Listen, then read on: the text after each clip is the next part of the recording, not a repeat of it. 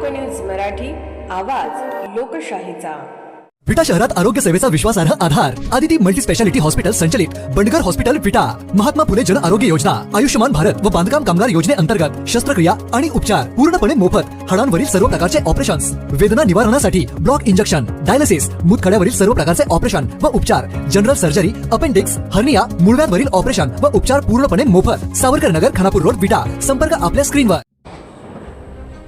वेजगाव येथे मोफत आरोग्य तपासणी शिबिराला उत्स्फूर्त प्रतिसाद।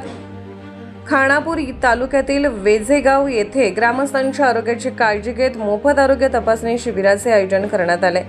वेझेगाव gram panchayat Seva Sadan, lifeline super specialist hospital Miraj आणि doctor Ramdas Athawale vision foundation यांच्या संयुक्त विद्यमाने हे शिबिर घेण्यात आले।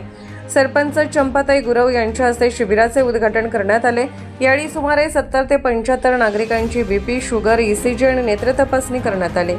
तपासणीनंतर तज्ज्ञ डॉक्टरांनी नागरिकांना आरोग्यविषयक मार्गदर्शन आणि आवश्यक उपचारांचा सल्ला दिला। सेवा सदन लाईफलाईन हॉस्पिटलचे संस्थापक डॉक्टर रविकांत पाटील यांच्या मार्गदर्शनाखाली झालेल्या या उपक्रमाला डॉक्टर रामदास आठवले व्हिजन फाउंडेशनचे डायरेक्टर नवनीत भानुदास लोंढे, उपसरपंच साहिल अर्थात भैया देवकर, RPI मुस्लिम आघाडीचे खानापूर तालुका अध्यक्ष बशीरभाई मुजावर, लेखाधिकारी अनिल भानुदास लोंढे, ग्रामदैवत सपाटे साहेब, आरोग्य मैत्रीण कविता सकपाळ आणि सामाजिक कार्यकर्त्या सुहासिनी शिंदे यांचे सहकार्य लाभले।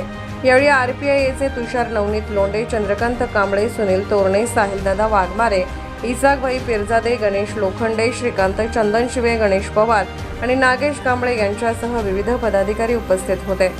वैद्यकीय तपासणीसाठी डॉक्टर सचिन, डॉक्टर निखिल, सुमित कांबळे, दीक्षा कांबळे सिस्टर, श्रावणी मेत्रे सिस्टर आणि इतर वैद्यकीय कर्मचारी उपस्थित होते। महिला आघाडीच्या पुष्पा लोंढे, मुजावर मॅडम, सुवर्णा गायकवाड आणि नलावडे मॅडम तसेच ग्रामस्थांनीही सहकार्य केले। सकाळी 10 वाजता सुरू झालेले हे शिबिर सायंकाळी 4 वाजता उत्स्फूर्त प्रतिसादात संपन्न झाले।